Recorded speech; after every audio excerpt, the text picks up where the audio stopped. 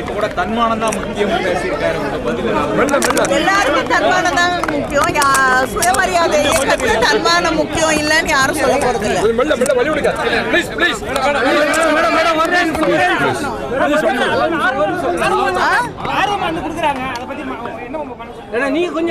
திராவிட முன்னேற்ற கழகத்தினுடைய தேர்தல் அறிக்கை மீது மக்கள் நம்பிக்கையோடு கொண்டு வந்து மனுக்களை தருகிறார்கள். அவர்களுடைய கருத்துக்களை எங்களோடு பகிர்ந்து கொள்கிறார்கள்.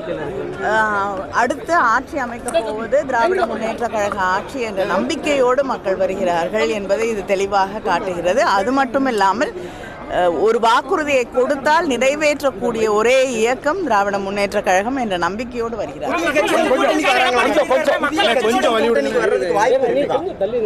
நிச்சயமா புதிய கட்சிகள் வருவதற்கு வாய்ப்பு இருக்கு. ஆனா அது யார் என்பதை நம்முடைய முதலமைச்சர் அவர்கள் தான் முடிவு செய்வார்கள்.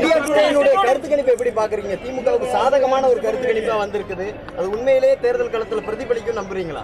இல்லைங்க, எந்த கருத்து கணிப்பு வராட்டியும் நிச்சயமாக தேர்தல் களம் திராவிட முன்னேற்ற கழக கூட்டணிக்கு சாதகமாக இருப்பதாகத்தான் நான் கண்கூடாக ராகுல் காந்தி அவர்களோடு சந்திப்பு நடத்தினீங்க. அந்த பேச்சுவார்த்தை சுமூகமாக இருந்ததா? அந்த கூட்டணி எப்படி உறுதி செய்யப்பட்டு விட்டதா? இல்லை இன்னும் அதுல சலசலம் இல்லைங்க.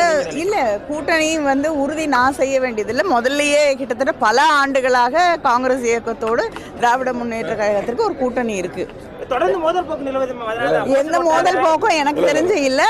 நல்ல சுமூகமான பேச்சுவார்த்தை.